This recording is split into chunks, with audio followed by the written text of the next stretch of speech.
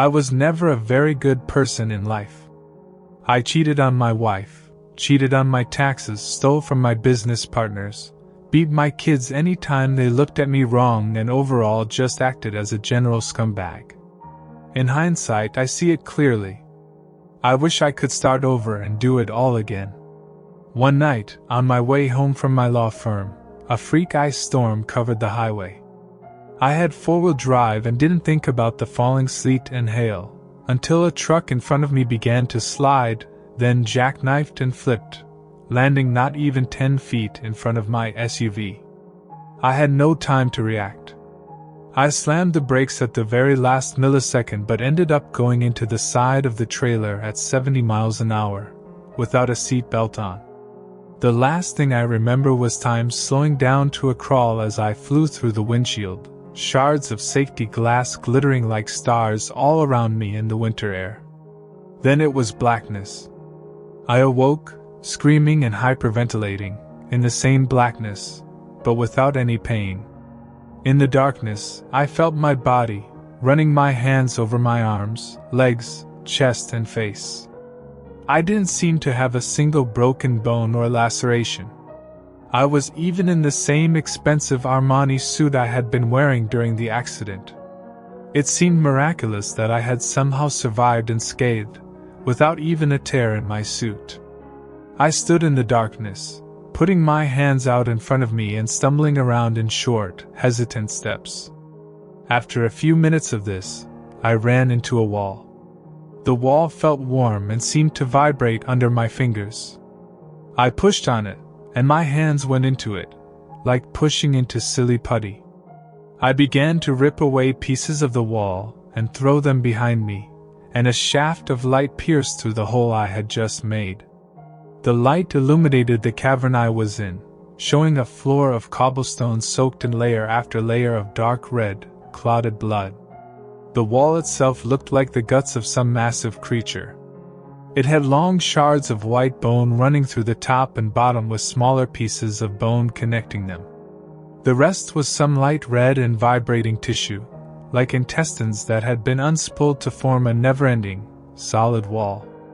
I looked down at my hands and saw with horror that dozens of black, maggot-like worms squirmed all down my wrists and hands.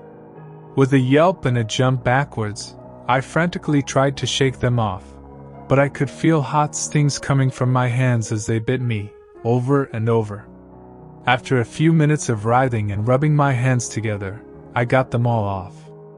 I could feel my heart beating out of my chest and instinctually kept checking the rest of my body to make sure I didn't miss any more of the biting, blood-sucking maggots. The soft, fiery light that came through the hole I made in the living wall showed me a door on the opposite side of the hall from the wall. From what I could see, it had a straight hallway that went off into the darkness. Having no other good options, I started walking down the hall, the minuscule light quickly fading into nothing.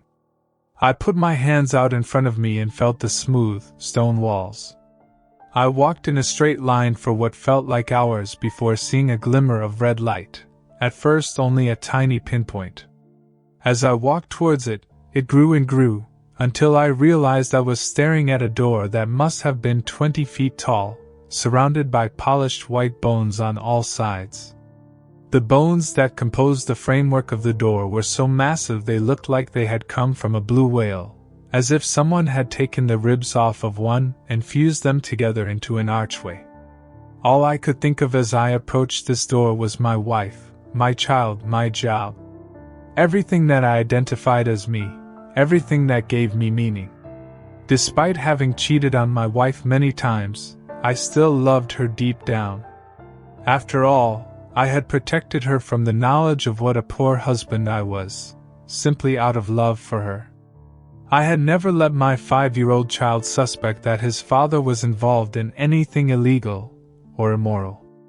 My love for them had made me protect them from all the things I had to do to guarantee us a better life, and now I just wanted to see them again, to be with them. I knew I was basically a good person, and I just wanted another chance to prove it. I kept their faces in my mind's eye as I walked through the massive archway. It looked big enough to drive a tractor-trailer through. I saw flickering light coming from the other side, and taking a deep breath in, stepped over the threshold. What I saw horrified me and shocked me into stillness. I had walked into an open field, the dark red and black clouds above blocking out any sky. The light filtering through them cast everything in a bloody glow. The field itself looked at first like a farmer's field, with finely spaced rows of soil plowed into perfect lines. Growing out of the earth stood many squat brown plants covered in thorns. Out of the tip of each one, a large egg sac clung, weighing the plant down and bending many of them to the ground. The egg sacs were pale and unbroken, filled with fluid and dark silhouettes in each one. I saw beings writhing, one adult-sized silhouette in each sac, some putting their faces up to the wall of the sac in a silent scream, others trying to reach their arms or legs out through. But the sturdy covering of the yolk just bowed out with their arms and legs and didn't pop. It looked as if the people inside the eggs were all drowning. I quickly began speed walking between the lines of horrifying plants, wondering whether the plants fed on the people in the sacks or whether it just fed them and gave birth to them. As I passed the first row, one of the sacks burst and a torrent of fetid, rotting fluid burst out, dumping a beautiful, naked woman at my feet.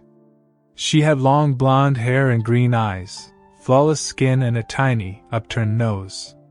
She heaved in a deep breath, as if she had been drowning, before looking up at me. "Oh God," she said, "please don't hurt me." I shook my head and helped her to her feet. "Why would I hurt you, ma'am?" I asked. "Everyone here hurts me," she said, starting to weep. Her fingers shook as she sobbed, bowing her head in a pathetic way. I grabbed her arm. "I promise you, I will not hurt you. I am one of the good guys." "But I think we should get going," I said. "We really need to find a way out of here." "Out of here?"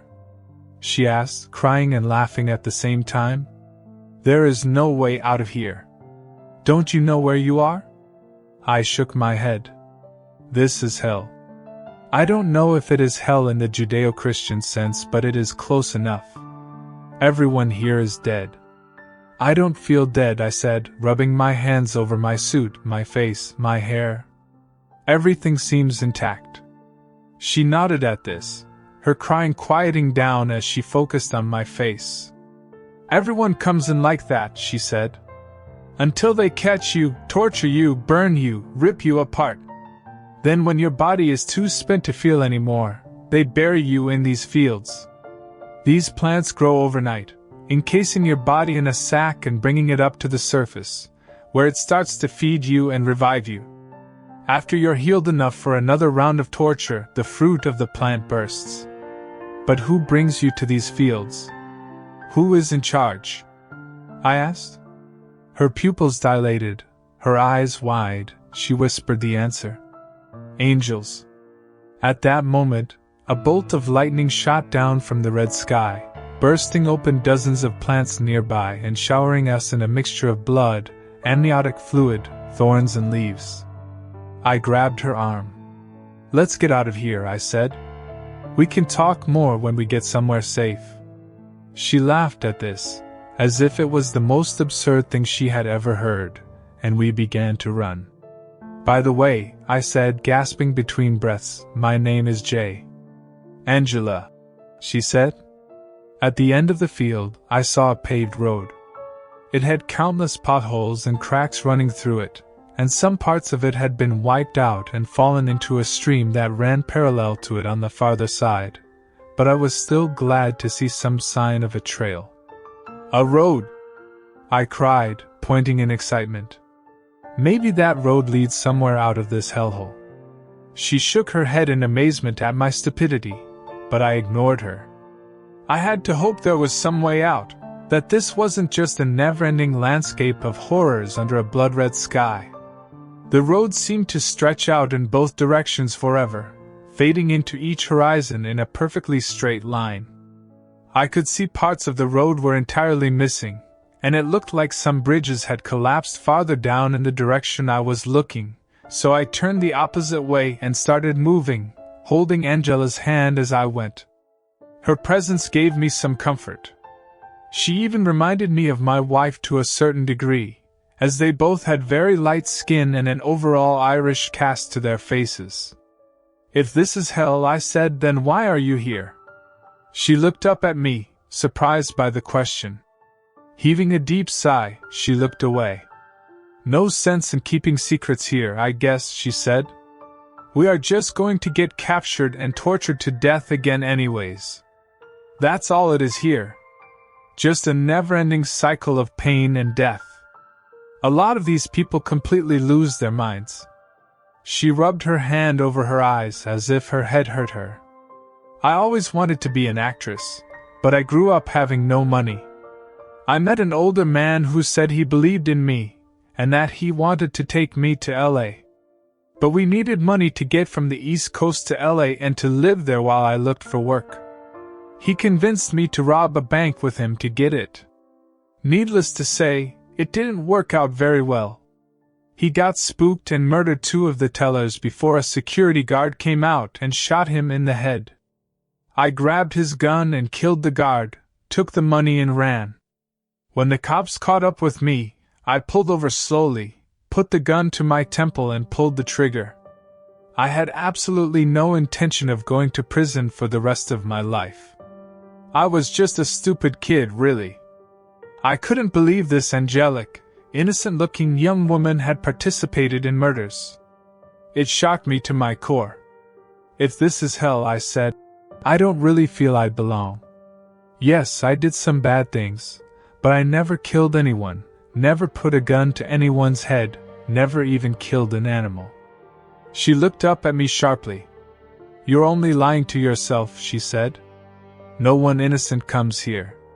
But I don't really care what you did, to be honest. We are both trapped here, and that's all I need to know. There is no hope. Just don't betray me. Our only chance of surviving longer is to stick together and trust each other." As we ran, the fields began to fade and what looked like an old, dilapidated western town began to take their place. I saw people hang by their neck from the street signs. Overall, it seemed the safest place in the area, however, so I began to pull Angela over in that direction. There was an old saloon with swinging gates, and we walked inside, wary of any traps. In the corner, I saw what looked like a medieval knight with massive white wings flowing out from his back. He held a man's mouth open while another man in a full suit of glowing blue armor poured molten lead down his throat. The man screamed for a moment, then the lead ate through his neck and he collapsed to the ground. "Angels," Angela said to me. Their heads turned towards us, but there were no faces there. It was just an empty black void under a platinum helmet, one that seemed to glow from its own inner light. They approached me, and I grabbed Angela. "Please, please, take the girl and let me live," I screamed, my heart bursting with anxiety in my chest. They looked at each other, then back at me. "Tell me how to get out of here and she is all yours. I'll hold her down while you burn her alive or cut her to pieces. Please. I just want to see my family." To my utter astonishment, they nodded at me. One spoke in a deep, slow cadence, his voice sounding like thousands of voices of different pitches all mixing and echoing over each other. "You can ride the lightning up to Earth," one said. "The lightning connects us to those calling on magic, those who call on demons or try to contact ghosts. Any who are weak and small can be overwhelmed by those who ride the lightning up to them and possess them. But you will always return to us in the end." I nodded, throwing Angela in their direction and turning to run back to the field. Lightning was crashing down all around me now, bursting egg sacs and plants every few seconds, but I was no longer afraid of it. I looked up at the sky and saw a swirling whirlpool of red and black, and stood under it as a bolt struck me directly in the center of my head. I felt myself being sucked up at an incredible speed and saw, above the clouds, a deep void. I fell into the void and saw through another set of eyes. 2 teens played with a Ouija board in a graveyard, giggling as if it were a game, surrounded by black candles. "Demons, we call on you to answer us," one of them with a high voice shrieked. As his mouth opened, I rushed into it. His eyes widened in shock as I pushed his soul out, sending it spiraling back into the void I had just emerged from. I now had complete control of his body. "Hey man," the other kid asked me, "are you okay?" I nodded, smiling, looking around at the clear sky and feeling relieved to be back. "Never been better, buddy."